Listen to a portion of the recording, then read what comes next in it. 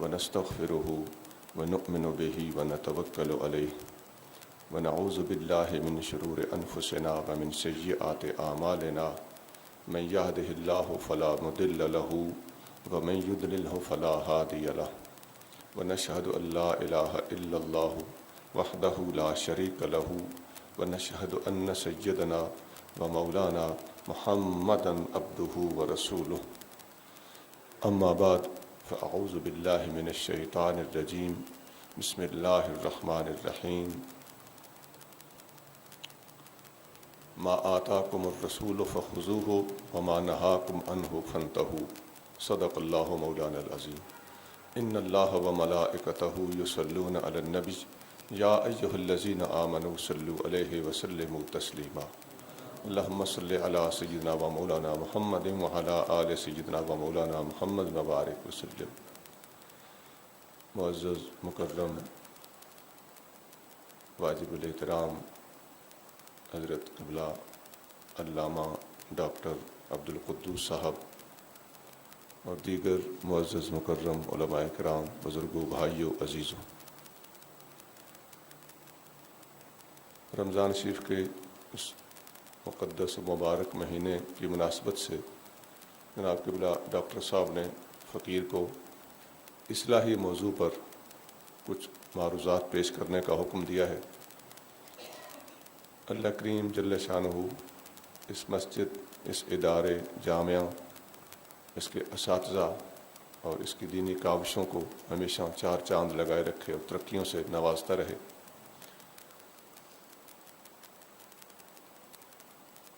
داتا صاحب سے پہلے ایک بزرگ گزرے ہیں. داتا صاحب انہیں استاد کے لفظ سے اپنی کتاب کشف المعجوب میں یاد کرتے ہیں. ابو القاسم قشیری رحمۃ اللہ علیہ، انہوں نے تصوف کی ایک نہایت ضخیم علمی اور بنیادی کتاب تصنیف فرمائی ہے.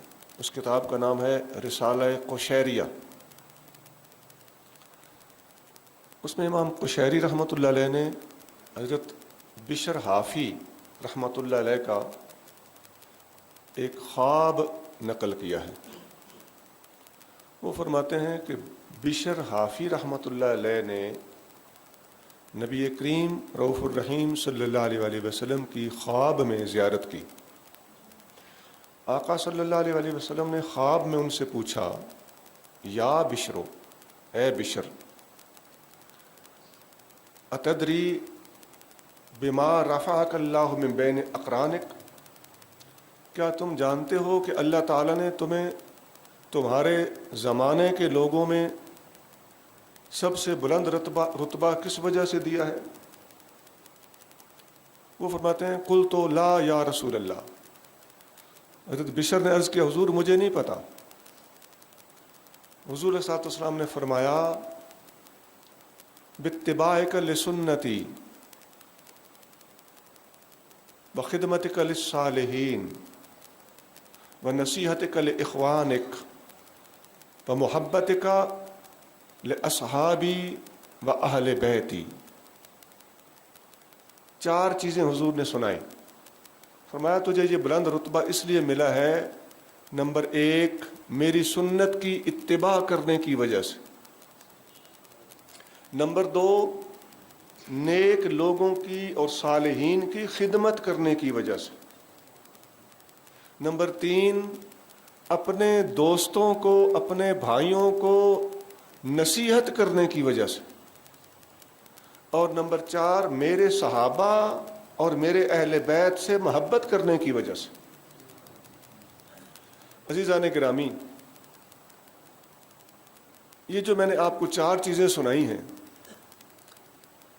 اگر یہی چیزیں ہم بغیر کسی تشریح کے نوٹ کر کے یہاں سے اٹھ کے چلے جائیں، میرا یہ خطاب میں اللہ کے در سے امید رکھتا ہوں کہ ہمیں اپنی اصلاح کرنے کے لیے کافی وافی شافی ہے. ان چار چیزوں کی بنیادی اہمیت کے پیش نظر میں پھر دہرا دیتا ہوں. نمبر ایک، میری سنت کی پیروی کرنے کی وجہ سے تجھے یہ بلند رتبہ ملا ہے.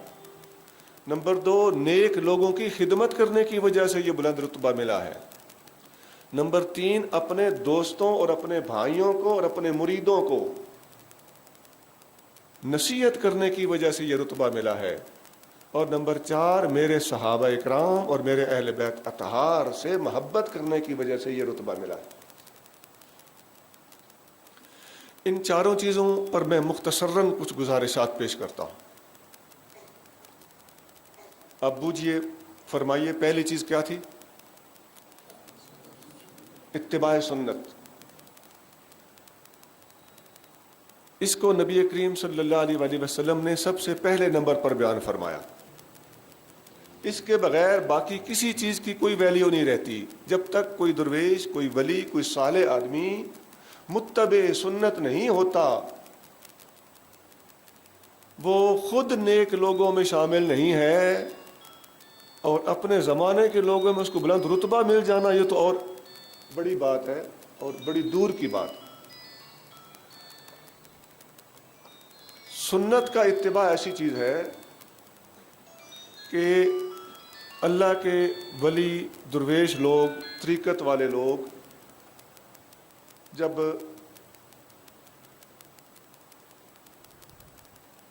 طرح طرح کے اوراد اور وظائف کرتے ہیں، کیفیات میں سے گزرتے ہیں، عشق اور محبت اور مستی بھی ان پر آتی ہے۔ یہ ابتدائی دور ہوتا ہے۔ محبت جب اپنا عروج پکڑتی ہے، اس وقت طریقت کے طالبوں سے شریعت کے مطابق بھی باتیں صادر ہوتی ہیں، اور کچھ بے احتیاطیاں بھی ان سے صادر ہوتی ہیں۔ وہ کسی حد تک غالی بھی ہو جاتے ہیں۔ کوئی کسی وظیفے کے بارے میں غالی ہو جائے گا، کوئی اپنے شیخ کے بارے میں غالی ہو جائے گا، کیونکہ یہ عشق اور محبت کا دور اور سوئنگ یہ وہ ہوتا ہے۔ اس دور میں طالبوں کو تبلیغ نہیں کرنی چاہیے، یہ ان کا ابتدائی دور ہوتا ہے۔ اس دور میں ان سے طرح طرح کی شاعریاں بھی ہوتی ہیں۔ اس دور میں وہ اپنے آپ کو صوفی سمجھتے ہوئے صوفیانہ کلام بھی لکھتے ہیں، اور بعد میں ایسے کلاموں پر بعض لوگوں کو پچھتانا بھی پڑتا ہے کہ یہ میں نے کیا مار دیا تھا۔ اس دور میں طرح طرح کی حرکات اس قسم کی ہو جاتی ہیں جو قابل اتباع نہیں ہوتی، یہ وقتی چیزیں ہوتی ہیں۔ پھر جب وہ اس سے بھی آگے بڑھتا ہے تو اس پر ایک دور فنائیت کا آتا ہے۔ فنائیت کا دور وہ پہلے دور سے بھی زیادہ خوفناک اور خطرناک ہوتا ہے۔ اس میں اور زیادہ احتیاط کی ضرورت ہوتی ہے۔ فنائیت والا ہر طرف جب ایک ہی ذات کو جلوہ گر دیکھتا ہے تو اللہ کرے وہ اس وقت زبان نہ کھولے، طرح طرح کے شطحیات اس وقت منہ سے نکلتے ہیں۔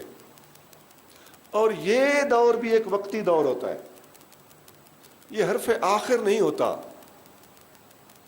اس دور میں تبلیغ کرنے والے لوگ کبھی کہیں گے کہ سب انسان برابر ہیں، میرا مذہبی انسانیت ہے۔ کبھی وہ مذاہب کے درمیان اتحاد کی باتیں چھیڑ کے بیٹھ جائیں گے، کبھی وہ اس طرح کی باتیں کریں گے کہ جہاں سے اچھی چیز ملتی ہے لے لو، کبھی وہ کہیں گے کہ یہ علماء کے پاس ہے ہی کیا، اہل علم کو وہ ملا کہیں گے۔ ہم نے یہ دور اور اس دور کے لوگوں کو اچھی طرح سال ہا سال بلکہ درجنوں سال ان میں رہے ہیں، ان کو آزمایا ہے، ان کو پرکھا ہے، ان کو ٹھکورا ہے۔ اس سے آگے بھی کچھ ہے جو ہم عرض نہیں کر سکتے۔ یعنی مقصد یہ ہے کہ ان لوگوں کے یہ حرکات اور یہ ان کی مجبوریاں اور مجبوری کی نادانیاں یہ ہم سے الحمدللہ ہرگز مخفی نہیں ہے۔ یہ لوگ اپنے دور میں اس کیفیت کے اندر اپنے آپ کو سب سے بلند و بالا اور شریعت پر چلنے والوں کو نادان، بے وقوف اور بے خبر سمجھتے ہیں۔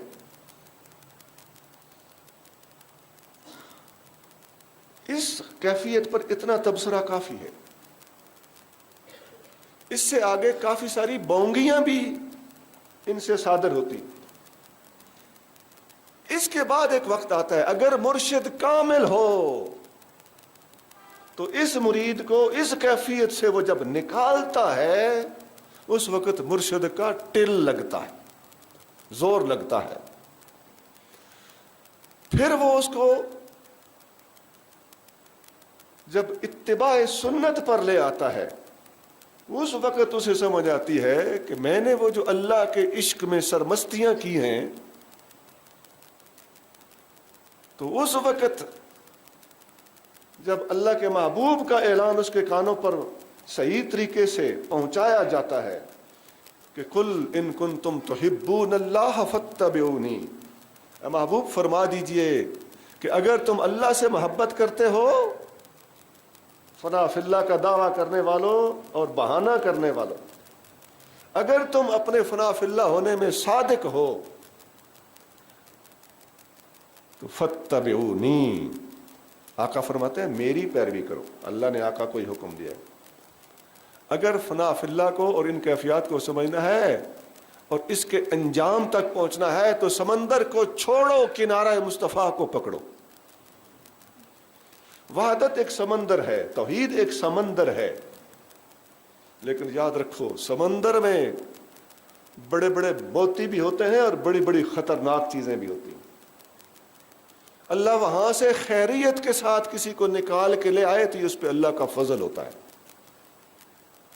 ایسے لوگ جب کامل مرشد کی توجہ اور محنت اور طریقہ اپنا اپنا ہوتا ہے یا کیفیت کے مطابق طریقہ اختیار کیا جاتا ہے, بات سمجھانے سے نہیں آتے نیچے, ان پر توجہ کرنا پڑتی ہے, پھر وہ اس کیفیت کو چھوڑتے ہیں. تو ایسے لوگ جب اتباع سنت پر آ کر گامزن ہوتے ہیں تو یہ وہ اتباع سنت ہے جس کو فنا فی الرسول کہتے ہیں. اسی کو باقی باللہ بھی کہتے ہیں. فنا کے بغیر بقا کچھ نہیں, پہلے فنا ضروری ہے. اور اتباع سنت اس سے پہلے بھی ہوتا ہے. ہم جیسے لوگ بھی تو اتباع سنت کی کوشش کرتے رہتے ہیں نا. یہ اتباع سنت ثواب کے لیے ہوتا ہے, یہ بھی بڑی بات ہے. جیسے کسی بزرگ کی طرف منسوب ایک بات ہے, غالباً حضرت باجد بستامی کی طرف, کہ انہوں نے فرمایا کہ میں خربوزہ نہیں کھاؤں گا اس لیے کہ مجھے پتہ نہیں نبی پاک علیہ الصلوۃ والسلام نے کیسے کھایا ہے.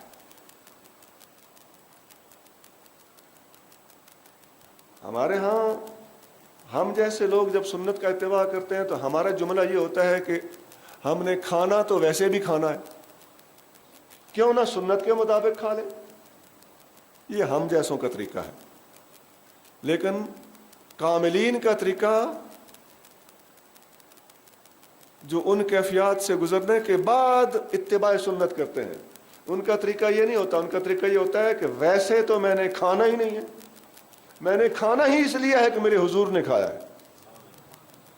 وہ دو باتوں میں زمین آسمان کا فرق ہے. میں نے ویسے تو نکاح کرنا ہی نہیں, کرنا ہی اس لیے ہے کہ میرے حضور نے نکاح فرمایا ہے. اس وقت اتباع سنت کا لطف آتا ہے. یہ سر سے پاؤں تک, ایک ہوتا ہے اتباع سنت, ایک ہوتا ہے سر سے پاؤں تک سراپا سنت بن جانا. اتباع سنت کا مزہ یہاں ہوتا ہے. یہ جو قدم اٹھائے گا عین سنت کے مطابق ہوگا. عزیزان گرامی, نبی کریم صلی اللہ علیہ وسلم کے طریقے کو چھوڑ کر ولایت اور کمال کا دعویٰ کرنے والا نبی پاک کی امت کو دھوکہ دے رہا ہے. حتیٰ کہ تہجد کی نماز تک صوفی کامل سے نہیں چھوٹ سکتی, خواہ 2 نفل ہی صحیح, تہجد نہیں چھوڑے گا.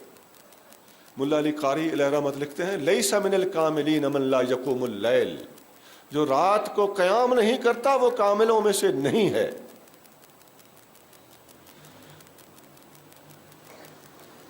سیدنا صدیق اکبر رضی اللہ تعالیٰ عنہ نے جب زمام اقتدار سنبھالی تو آپ کے الفاظ یہی تھے کہ میں وہ کام نہیں چھوڑ سکتا جو نبی کریم صلی اللہ علیہ وسلم نے کیا ہو. یہ بخاری کے الفاظ ہیں. حضرت اسامہ بن زید کے لشکر کو آپ نے 1000 خطرات کے باوجود روانہ کر دیا تھا. کیوں؟ اس لیے کہ اس لشکر کو نبی پاک علیہ الصلوۃ والسلام نے خود تشکیل دیا تھا، اور یہ اتباع سنت میں سب سے پہلا قدم تھا. اور یہ بھی اعلان کیا تھا کہ اگر مجھے نبی کریم صلی اللہ علیہ وسلم کے طریقے پر چلتا دیکھو تو ٹھیک، اگر ہٹتا دیکھو تو مجھے پکڑ کے سیدھا کر دو، گرفت کرو. عزیزان گرامی، جب حضور کی سنت سے لوگ ہٹتے ہیں اور سنت کے تحت جو مشائخ چلتے چلتے چلتے چلتے کہیں آ کر سنت کا راستہ چھوڑتے ہیں تو وہاں آستانوں کی تباہی کا آغاز ہوتا ہے.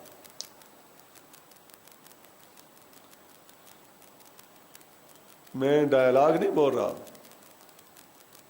بالکل تولے ہوئے الفاظ ہیں. اس دور میں بے شمار مقامات پر اس چیز کا مشاہدہ ہو رہا. میں نے مختصراً اتباع سنت پر کچھ عرض کیا ہے. دوسری چیز جو نبی کریم صلی اللہ علیہ وسلم حضرت بشر حافی کو فرمائی تھی وہ یہ تھی بخدمتک للصالحین، صالحین کا تیری خدمت کرنا.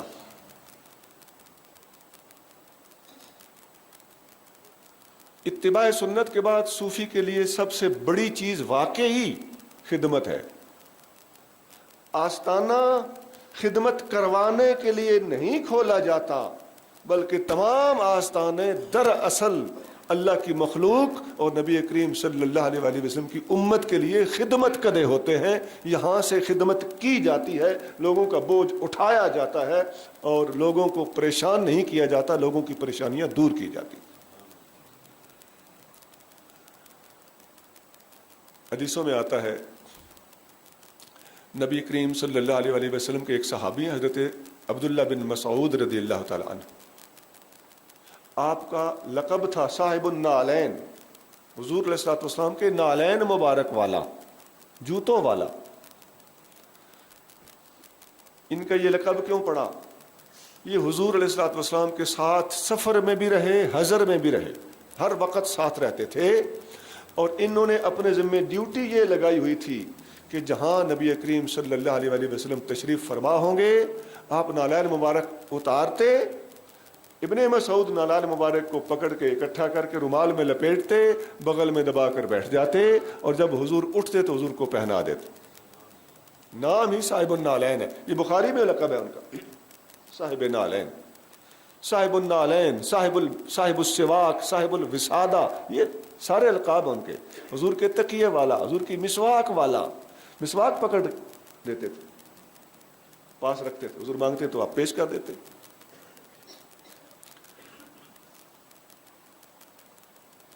حضرت انس بن مالک رضی اللہ تعالیٰ عنہ کا لقب ہے خادم الرسول.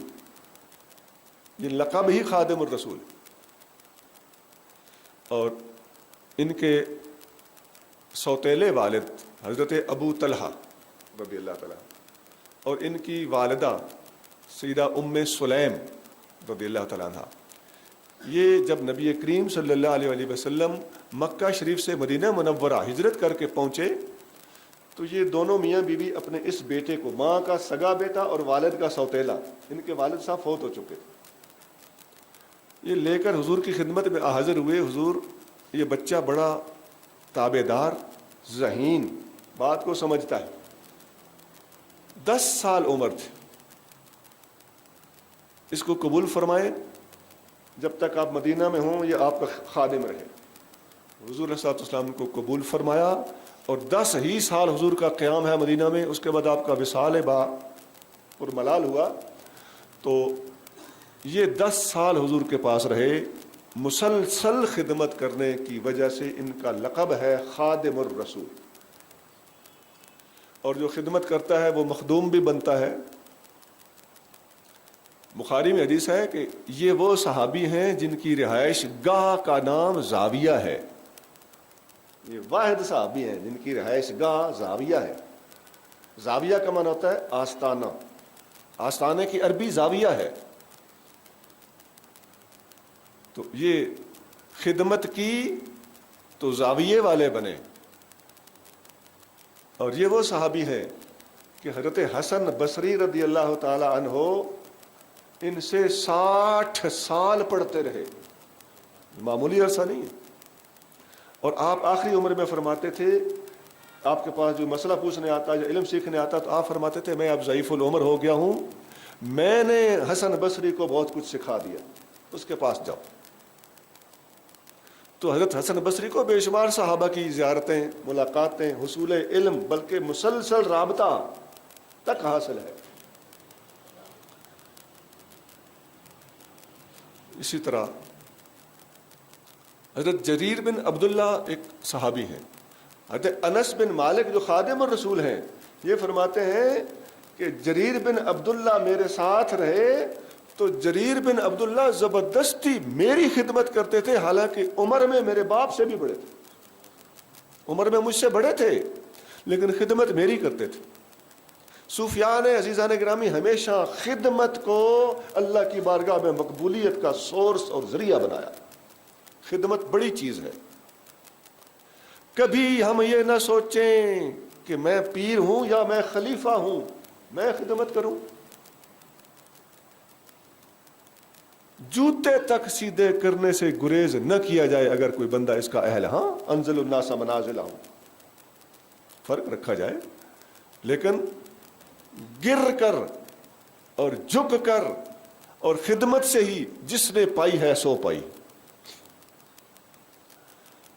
سیدنا صدیق اکبر رضی اللہ تعالیٰ عنہ کا بڑا مقام ہے، لیکن نبی کریم صلی اللہ علیہ وآلہ وسلم فرماتے ہیں وَوَاسَانِي بِنَفْسِهِ وَمَالِهِ، ابو بکر نے میری خدمت کی ہے جان لڑا کے بھی اور مال لٹا کے بھی.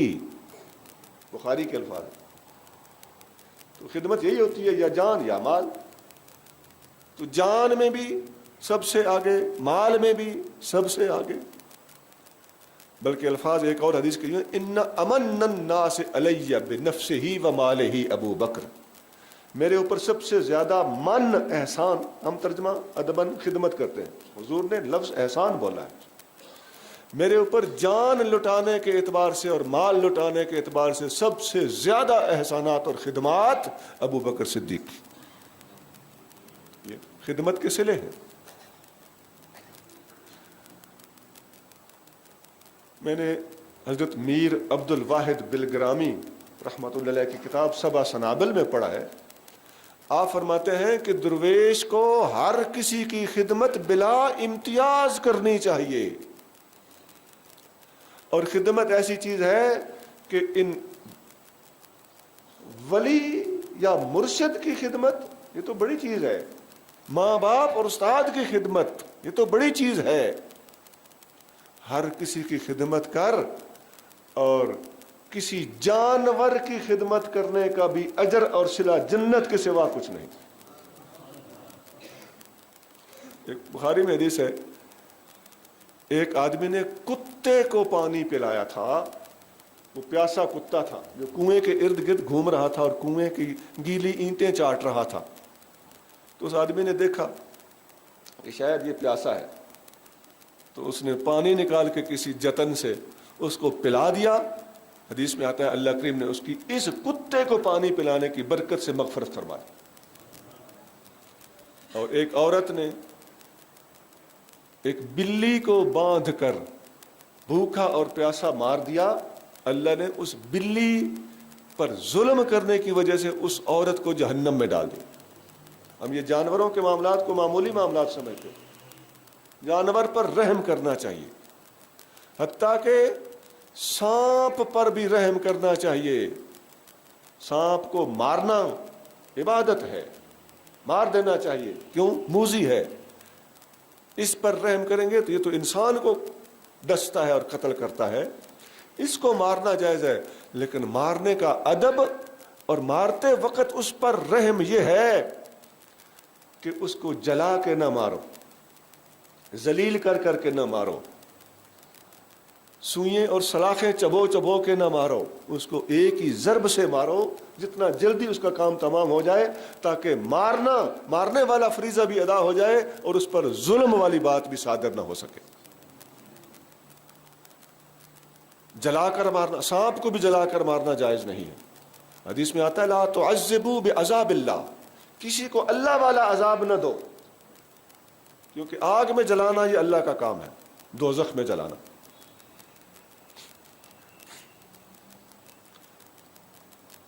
ایک گروپ تھا جو سیدنا علی المرتضیٰ رضی اللہ تعالیٰ عنہ کے بارے میں بڑا غلو کرتا تھا، انتہا پسند تھا۔ آپ نے انہیں زندہ جلا دیا۔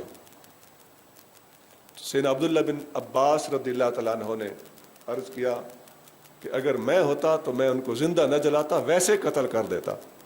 کیوں؟ اس لیے کہ حضور نے فرمایا ہے کہ اللہ کا عذاب کسی کو مت دو۔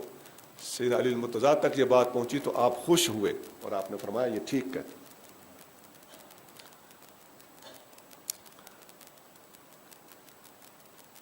اسی طرح آنے جانے والوں کی خدمت، طالبوں کی خدمت، لنگر پانی کی خدمت، ٹائم بے ٹائم آ جانے والے کی خدمت۔ ہمیں بھی تھوڑا عقل ہونی چاہیے کہ کسی کے ہاں جائیں تو رات کے 1 بجے نہ جا دھمکیں، ٹائم پہ پہنچیں، اور اگر بے ٹائم پہنچیں تو صرف بستر مل جائے تو بڑی بات ہے، کھانا ڈیمانڈ نہ کریں۔ لیکن جہاں تک ہو سکے میزبان اپنے آنے والے مہمان کا احترام کرے۔ حدیث شریف میں آتا ہے من کان یؤمن باللہ والیوم الآخر فلیکرم ضیفہ، جو اللہ پر اور آخرت پر ایمان رکھتا ہے وہ اپنے مہمان کا احترام کرے۔ اکثر ہم نے دیکھا ہے کہ بڑے بڑے فقیر ہوتے ہیں، ان کے لطائف جاری ہیں ذکر کی کثرت سے، کشف قبور ہو رہا ہے، مراقبے ہو رہے ہیں، لیکن ہم نے یہ دیکھا ہے، مشاہدے میں چیز آئی ہے کہ ایسے لوگوں میں بہت سی تعداد ایسی ہے جن کا اخلاق اچھا نہیں ہے۔ وہ اپنے دوستوں، اپنے ہی علماء آج ملے ہیں، دوستی ہے، ادھر جا کے گلا۔ یہ درویش کا کام نہیں ہے۔ درویش کا کام ہے کسی سے کچھ شکوہ ہوا بھی ہے تو اس پر پردہ ڈال دے، کسی کے سے غلطی صادر ہوئی ہے تو اسے حکم ہے کہ غلطیوں کو اچھالنے کے بجائے غلطیوں پہ پردے ڈالے۔ چہ جائے کہ غلطی ہے ہی نہیں اور کسی حسد، کسی مقابلے، کسی ذاتی رنجش کی وجہ سے اس کا جگہ جگہ گلا کرتے پھریں، ایسا درویش نہیں ہے، وہ عامل ہے، وہ کامل نہیں ہے۔ عملیات کے ذریعے یہ لطائف پھڑکا لینا یہ کوئی بڑی بات نہیں ہے۔ یہ لطائف بڑی اچھی چیز ہے، لیکن یہ بہت عروج والی بات نہیں ہے، اس سے آگے بھی بہت کچھ ہوتا ہے۔ ہاں، اس کی حوصلہ شکنی نہیں کرنی، اچھی چیز ہے، یہ بھی ایک چیز ہے، لیکن اس سے زیادہ ضروری یہ ہے کہ جس مقصد کے لیے حضور فرماتے ہیں مجھے بھیجا گیا ہے وہ مقصد پورا کیا جائے۔ وہ مقصد کیا ہے؟ بعثت لأتمم مکارم الاخلاق، مجھے اخلاق کو ان کی بلندیوں تک پہنچانے کے لیے بھیجا گیا۔ اخلاق محمدی سے جو شخص آراستہ نہیں ہے وہ اپنے کشف مراقبے اپنے سر میں مارے، ہمیں ان کی کوئی ضرورت نہیں۔ ہر کسی کی نوکری دینی چاہیے، پیر بھائیوں کی نوکری دے، استاد بھائیوں کی نوکری دے۔ کھانا کھاتے وقت بھی کوشش ہونی چاہیے کہ ڈش میں، پلیٹ میں اگر کوئی بوٹی ہے تو بھائی کے سامنے کر دو، آپ کھائیے۔ اور اگر ہماری یہ نیت ہوتی ہے کہ اللہ کرے یہ مجھے ہی ملے، تو پھر ہم ادھر بیٹھے بیٹھے کسی کے پاس جا کے ٹیسٹ کرانے کی ضرورت ہی نہیں ہے۔ اپنا امتحان ہم خود لے کے اپنے اوپر فیصلہ اور فتویٰ لگا سکتے ہیں کہ میں کتنے پانی میں ہوں۔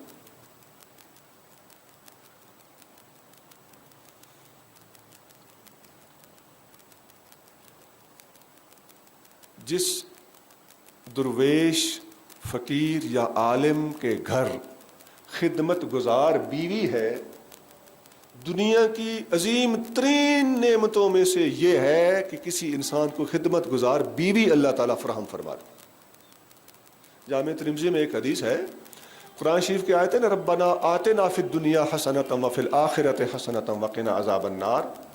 تو دنیا میں اللہ ہمیں حسنت عطا فرما، آخرت میں بھی حسنا بھلائی عطا فرما.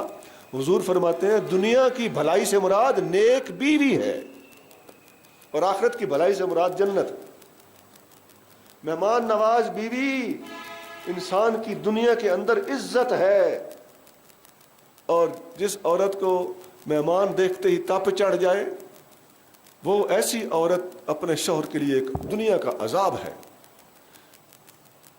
خوش نصیب ہیں اور لائق مبارک ہیں وہ دوست جن کی بیوی خدمت گزار ہے. ایسی بیوی میں اگر کوئی غلطی کمزوری ہو بھی جائے اس سے، تو ایسی بیوی کو برداشت کرنا آپ کے لیے بہت ضروری ہے، اور آپ کی بہت بڑی عبادت ہوگی ایسی بیوی کو برداشت کرنا. دو باتیں ہو گئی. مجھے گھڑی نظر نہیں آ رہی ہے، یہ ہے. اچھا، تیسری چیز ہے اپنے ساتھیوں کو چنگی ماڑی بتانا. وَنَصِیحَتَکَ لِإِخْوَانِکَ، اپنے بھائیوں کو اچھی ماڑی دسنا بتانا. عزیزان گرامی، پیر وہ نہیں جو مریدوں کو راضی کرتا رہے. پیر وہ ہے، استاد وہ ہے جو اپنے مریدوں کو یا اپنے شاگردوں کو غلطی کرتا ہوا دیکھے تو جتنی بڑی غلطی کی ہو اسی قدر سختی سے ٹوکے. یہ چھوٹی چھوٹی غلطیاں، مباحات اور مستحبات پر چیخ چہاڑا مچانے کی تو ضرورت نہیں ہے، یہ درگزر کرنا چاہیے.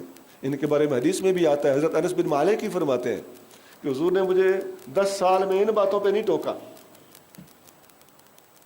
لیکن اگر شدید غلطی ہو تو ذمہ دار پیر اور ذمہ دار استاد وہ ہے جو اپنے شاگرد کو اور اپنے مرید کو منہ پہ ٹوک دے، اور اگر قابل سزا ہے تو اسے سزا دے. اور اولاد کے لیے بھی حدیث میں آتا ہے کہ رحم اللہ عبدا علق صوتہ وادب اہلہ، اللہ تعالیٰ رحمت کرے اس بندے پر جس نے اپنا سوٹا لٹکا کے رکھا اور اپنے گھر والوں کو ادب سکھایا. اچھی بری بتانا چاہیے، اور ہر وقت کامل کا تو کام ہے ہر وقت اسی چکر میں رہے. نظر رکھے مریدوں پہ، نظر رکھے اپنی اولاد پہ، نظر رکھے آنے جانے والے پہ. جہاں ٹوکنا بنتا ہے وہاں ضرور ٹوکے. اور یہ جو چاپلوسیاں ہیں، داتا صاحب فرماتے ہیں سارے پیروں پر لازم ہے کہ اپنے مریدوں کو 3 باتیں ضرور سکھائیں. کشف المحجوب کے شروع میں ہی ہے کتاب العلم کے اندر. 3 لوگوں سے بچو، داتا صاحب فرماتے ہیں مریدوں کو یہ بات بتاؤ، 3 لوگوں سے بچنا ہے: غافل علماء، جاہل صوفیاء، اور چاپلوسی کرنے والے فقراء. فقیر چاپلوس نہیں ہوتا، M N A M P O کو اپنی صدارتوں پہ نہیں بلاتا، اور جب کہیں غلطی دیکھتا ہے تو ٹوک دیتا ہے. اس میں فقیر میں، درویش میں یہ جرت ہونی چاہیے کہ غلط بات پہ بول جائے. اور جو حضور نے فرمایا نا ان کو کہ تیرے بھائیوں کو نصیحت کرنا، نصیحت کا لِإِخْوَانِکَ، اس میں اشارہ ادھر ہے کہ پیر اپنے مریدوں کو اپنے پیر بھائی سمجھے، اپنے بھائی سمجھے. مرید اسے مرشد سمجھے، اپنا باپ سمجھے، لیکن پیر اپنے مریدوں کو اپنے نوکر غلام اور مرید یہ نہ سمجھے، ان کو اپنے بھائی سمجھے. میں نے گھڑی دیکھ کے شارٹ کر دیا ہے، آخری بات کی طرف منتقل ہو رہا ہوں. چوتھی چیز حضور نے ان کو بتائی تھی وَمَحَبَّتِكَ لِأَصْحَابِي وَأَهْلِ بَيْتِي، تیری ترقی کی وجہ، چوتھی وجہ میرے صحابہ اور میرے اہل بیت سے محبت کرنا ہے. ان میں الفاظ پہ ذرا غور کریں. پہلے لفظ صحابہ بولا کیونکہ صحابہ کے اندر آگے اہل بیت نبی بولا جائے تو اہل بیت صحابہ میں آ جاتے ہیں. نمبر 2، صحابہ میں ایسی ہستیاں بھی ہیں جو انبیاء کے بعد سب سے افضل ہیں، صدیق اکبر، فاروق اعظم، عثمان غنی، مولا مرتضیٰ. اس لیے اصحاب کے لفظ کو اوپر رکھا. اور پھر اہل بیتی، اور میرے اہل بیت سے بھی محبت کرے. اس میں ہمیں یہ سبق ملتا ہے خاص طور سے اس دور میں کہ ہم صحابہ کی محبت اور اہل بیت کی محبت کی بات کرتے وقت تفریق نہ کیا کریں. یہ حب ابی بکر پر محفلیں رکھ دی جائیں اور حب علی پر نہ رکھی جائیں، حب علی پر محفلیں رکھ دی جائیں، حب ابو بکر اور حب عمر پر محفلیں نہ رکھی جائیں، یہ دوغلا طریقہ ہے نبی کریم صلی اللہ علیہ وآلہ وسلم کا، صوفیاء کا، وہ بشر حافی کا، امام کشیری کا، ان کا یہ راستہ اور طریقہ نہیں ہے۔ محبت کی اس تفریق اور اس تقسیم میں اس دور میں اچھی خاصی ہی مشکل کھڑی کی ہوئی، اور اعتدال کا راستہ یہ ہے، صاف سینے والا عقیدہ اور بندہ وہ ہے جو صحابہ اور اہل بیت سے اکٹھی محبت رکھے اور ان کی محبتوں میں بے جا تفریق اور تقسیم نہ کرے، ایک ہی محبت کا ڈھنڈورا پیٹے اور دوسری طرف کی محبتوں کا نام نہ لینے دے، بلکہ کوئی نام کرے تو گرم ہو جائے۔ یہ طریقہ کار صوفیاء کا طریقہ نہیں۔ آخر میں یہ چیز میں دہرا دیتا ہوں، پورے 25 منٹ چند سیکنڈ رہ گئے ہیں۔ حضور نے خواب میں حضرت بشر حافی سے فرمایا کہ تجھے تیرے زمانے میں اللہ نے ترقی 4 وجہ سے دی ہے۔ نمبر 1 میری سنت کا اتباع کرنے کی وجہ سے، نمبر 2 اللہ والوں کی خدمت کرنے کی وجہ سے، نمبر 3 اپنے دوستوں اور مریدوں کو نصیحت کرتے رہنے کی وجہ سے، اور نمبر 4 میرے صحابہ اور میرے اہل بیت سے محبت کرنے کی وجہ سے۔ اللہ کریم مجھے اور آپ کو عمل کی توفیق عطا فرمائے، اور اس ادارے کو اللہ کریم ترقیاں عطا فرمائے، ڈاکٹر صاحب کے درجات کو بلند فرمائے، اور ان کے دینی خدمت کے راستے میں آنے والی مشکلات کو اللہ کریم دور فرمائے۔ وآخر دعوانا ان الحمد للہ رب العالمین۔